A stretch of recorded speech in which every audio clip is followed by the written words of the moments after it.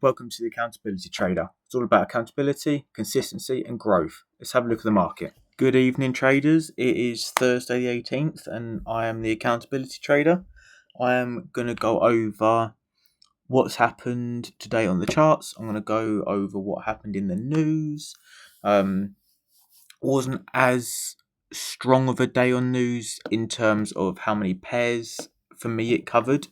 However, it affected the pound pairs, the British pound, affected the Aussie, and a little bit on the US dollar. But as you can see on the pound against the dollar, we had big movement this morning, really big movement to start the day off, which really surprised me. I had an opportunity for a long reversal, decided that it wasn't a nice enough entry for me, especially with the way that the week's been. So I decided to stay out. There was an incredibly strong start to the day. As soon as the markets opened, we had a big spike on pretty much all of the charts today. So that being said, we'll go through the pairs, have a little look, and we'll see what we can come up with. So the pound against the dollar, we've pulled right up and we smashed straight through with the rest of the news of the day. This particular news, let me go back. So this particular news was the Bank of England interest rates. So we had a very bearish start to the day. That comes in and we got absolutely smashed through, which is very interesting. Got the euro against the dollar. This is one that I looked at possibly getting the trade in. When I first got up, this was looking a little bit more bullish. It was finishing a little bit nearer the top of the wick. I ended up heading into work, so I drew the trade on just for the sake of seeing what happened. I didn't put the trade in. I didn't like that as a good enough entry to get in. Lo and behold, it would have come through. Definitely not a confident enough trade to be making. Yes, it came off a good piece of structure that I was looking at, but the confirmation candle, not good enough for me. That is what it is. Sometimes better to be out and just watch what happens than to get another loss, especially for the mental at the moment. So let's go through. Got the dollar against the Canadian dollar. Again, haven't really done much, just carried on up in the same sort of trend. We haven't got any pattern showing. We're kind of ignoring any sense of structure for me at the moment. There's not really much going on this pair. Dollar Swiss.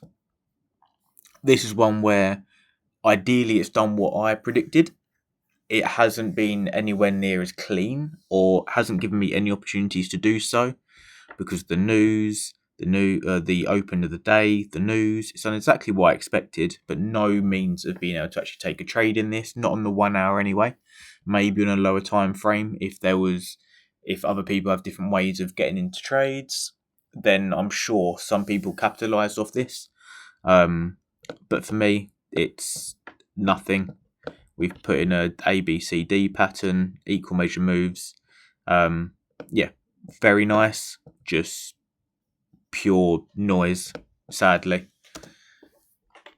Then we got the Australian dollar. We put in a good touch here. Not an opportunity for me to get in because I was asleep at midnight. Regardless, there was too many little signs of support and resistance.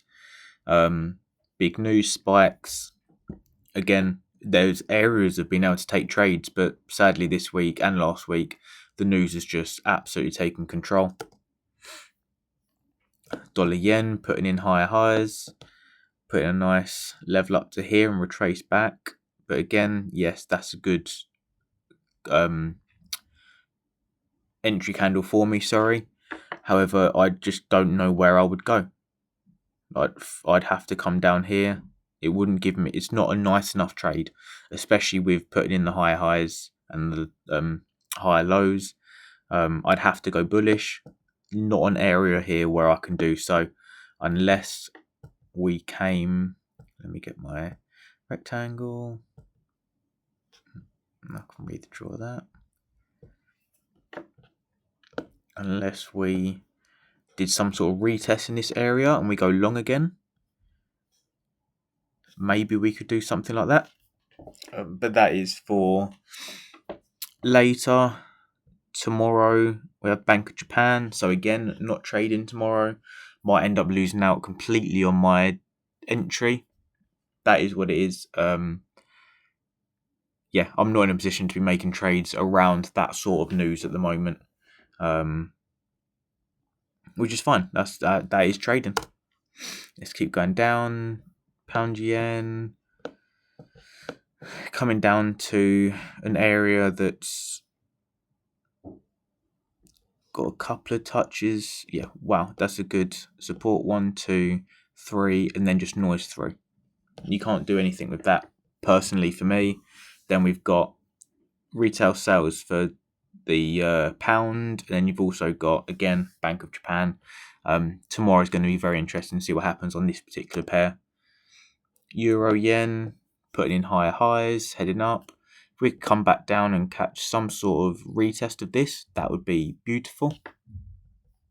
But yeah, other than that, nothing I can trade at the moment. Today's just been complete static. Got Australian dollar yen. Nothing for me, no patterns. Again, news, can't touch tomorrow. And then we've got gold. Gold is retracing. It's put in so much noise the last, 2 weeks or a week now. Yeah, 2 weeks. Again, no patterns here for me. Nothing that shouts out. Yeah, sadly, I was really hoping when I got into looking at gold, I was seeing this nice big sweep. I was looking at learning some sort of extension, some sort of trend continuation. Started looking at it to try and get some influence, and literally I think I started looking at it on Monday the 8th, and from then just completely sideways. Nothing that I can do, nothing I can really witness. I will still obviously keep an eye on it. That's whole part of the trading, but that is what it is. So tomorrow, again, I'm staying away from the charts. On Sunday, I'll do my top-down analysis, have a look at the news, see how tumultuous next week's going to be. Hopefully, I'll be in a position where I'm going to be able to take a couple more trades. At the moment, trades they were not great last week, and I've had one loss this week. Decided to stay out. Took a bit of a hit mentally, but that's fine. That's it for today's analysis. I'm the Accountability Trader, and I'll see you soon.